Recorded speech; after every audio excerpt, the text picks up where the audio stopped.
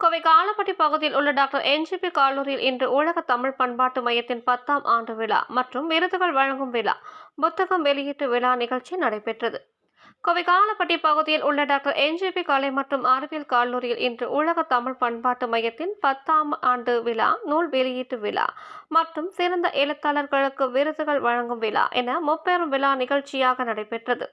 இந்த நிகழ்ச்சியினை என்ஜிபி கல்லூரியின் தலைவர் டாக்டர் நல்லாட்சி பழனிசாமி தலைமை தாங்கினார்.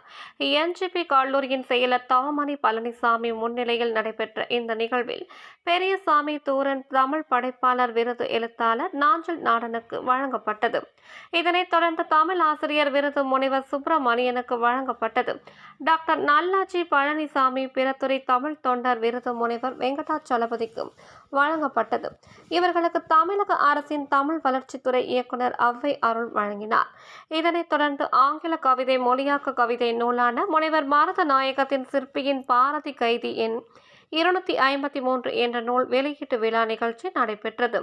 இந்த நிகழ்வில் பிரபல எழுத்தாளர் ராமகிருஷ்ணன், உலக தமிழ் பண்பாட்டு மையம் சார்பாக சிற்பி பாலசுப்ரமணியம், என்ஜிபி கல்லூரியின் அறங்காவலர் மருதநாயகம், உலக தமிழ் பண்பாட்டு மையம் சார்பாக முனைவர் முத்துசாமி மற்றும் கல்லூரியின் பேராசிரியர்கள், மாணவ மாணவியர்கள் என பலரும் கலந்து கொண்டனர் என்பது குறிப்பிடத்தக்கது.